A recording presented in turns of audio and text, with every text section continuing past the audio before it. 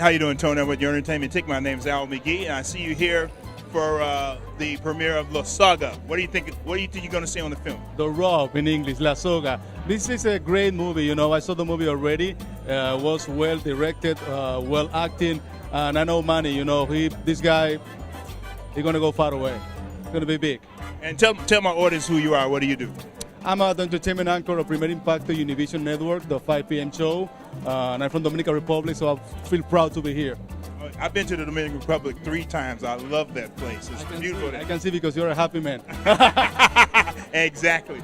And just one more question. Now, La Soga, what does that mean? Tell me what does that mean. You know, La Soga means things that happen in Latin America and in the Caribbean, the corruption, and have a message. You know, the movie have a big message, and it's a great movie.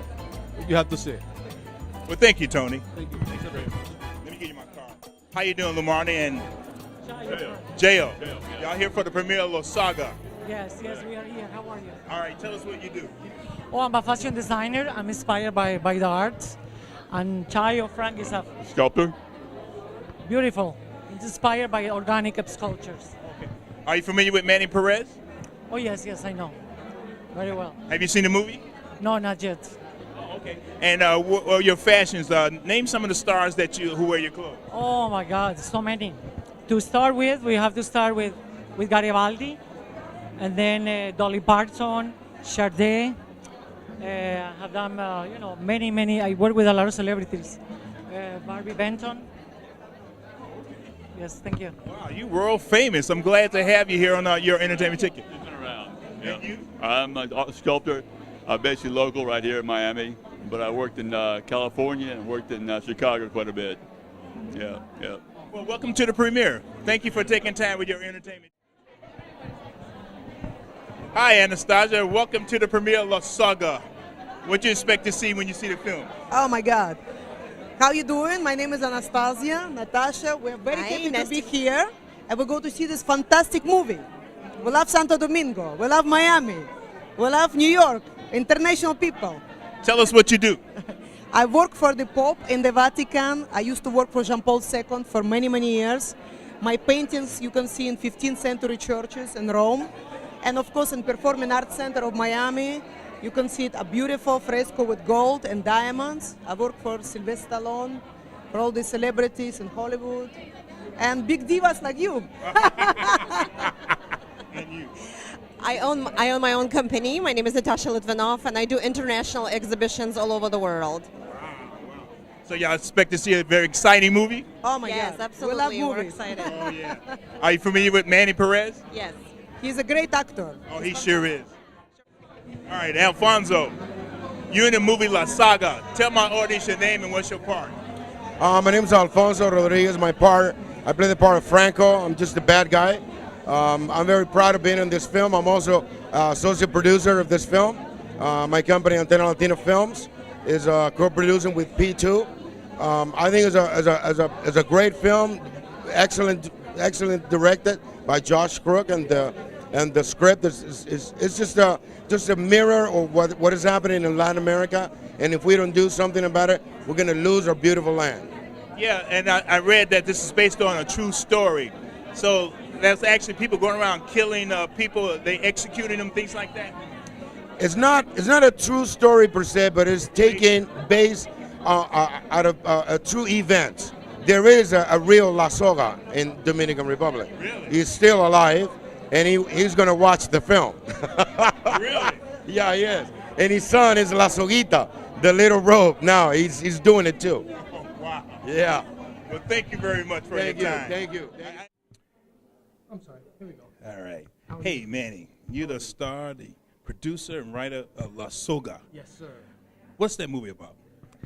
The movie is about a man who's lives in a corrupted world, and he's trying to find his revenge, and at the same time he finds his soul. It basically takes place on true events that happen in my country, Dominican Republic. And then when I found out after I did the screen tests that it also happens in Mexico, Colombia, any third world country, this happens. Wow. Well, La Soga, your main character, what was his name? Luisito, a.k.a. La Soga. Now, Luisito, why did he feel his need to be a La Soga?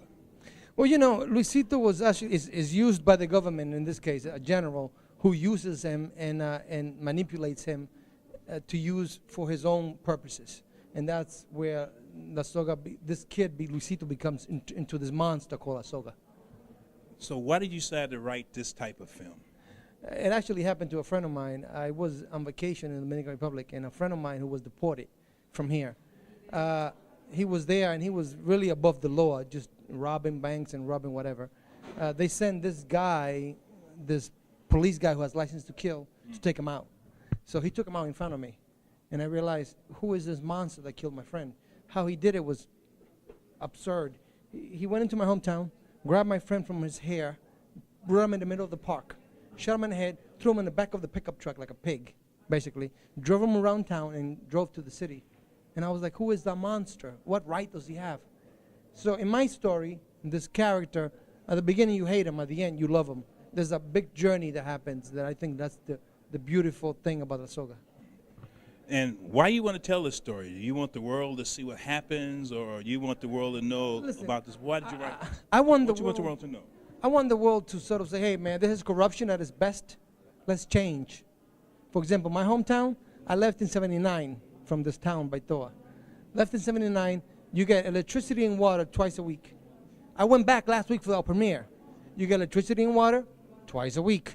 You see what I'm saying? 30 years later, I'm like, we're still in the same thing, the same pattern. There's no change. Right. And I feel like there's so much corruption there, and I feel like let's change. Let's make a change. I feel like this film makes the character becomes he does a 360. Yes. He changes himself, and I feel like we got to stand up and say, you know what, enough is enough. Let's change the corruptions. And the director Cook, how'd you enjoy working with him, and how did you choose him to direct this masterpiece? Because I saw this film, I really enjoyed it. Thank you, thank you. His name is Josh Crook. You know, I did a film with him about 5 years ago, and he's really. We just connected. He's like a guy from Brooklyn. I'm a guy from Washington Heights. We just connected.